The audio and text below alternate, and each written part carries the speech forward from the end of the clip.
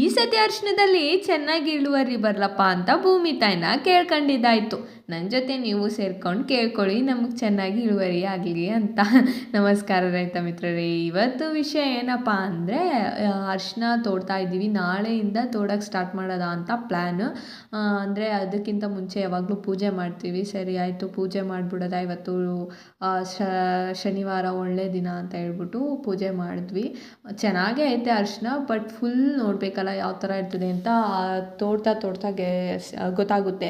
ಇನ್ನೂ ಚೆನ್ನಾಗಿರ್ಬೋದು, ಹೆಂಗೆ ಬೇಕು ಅಂದರೂ ಇರ್ಬೋದು, ಅದು ಹೇಳೋಕ್ಕಾಗಲ್ಲ.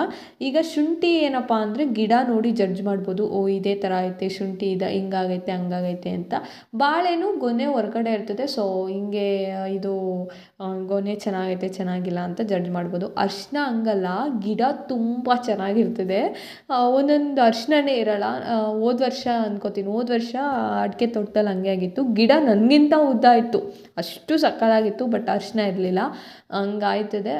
ಮತ್ತು ಇನ್ನೊಂದು ಏನಪ್ಪ ಅಂದರೆ, ಚೆನ್ನಾಗಿದ್ರೂ ಕೊಳ್ತು ಬಿಡ್ತದೆ, ಹುಳ ಬೇಗ ತಿಂದುಬಿಡ್ತದೆ ಅರಿಶಿಣನ. ಇದೇ ಥರ ಇರುತ್ತೆ ಅಂತ ಮಣ್ಣೊಳಗಿರೋದನ್ನ ಮಾತ್ರ ಜಡ್ಜ್ ಮಾಡೋಕ್ಕಾಗಲ್ಲ. ಯಾವ ಥರ ಬೇಕಂದ್ರೂ ಇರ್ಬೋದು, ನಾವು ಎಕ್ಸೆಪ್ಟ್ ಮಾಡ್ಕೋಬೇಕಷ್ಟೆ. ನಾಳೆಯಿಂದ ಸ್ಟಾರ್ಟ್ ಮಾಡೋದ ಅಂತ ಇದ್ದೀವಿ, ನೋಡೋದ.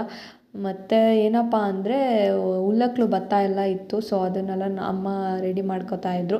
ಅಲ್ಲೋಗ್ಬಿಟ್ಟು ಅಲ್ಲೆಲ್ಲ ನೋಡ್ಕೊಂಡು ಆಮೇಲೆ ದೇವಸ್ಥಾನ, ಇವತ್ತು ಶನಿವಾರ ಅಲ್ವಾ, ಸೊ ದೇವರು ದೇವಸ್ಥಾನಕ್ಕೆ ಹೋಗ್ಬಿಟ್ಟು ಅಲ್ಲೇ ದೇವ್ರನ್ನ ಬೇಡ್ಕೊಂಡು ಊಟನೂ ಮಾಡಿಕೊಂಡು ಬಂದಿದ್ದಾಯಿತು.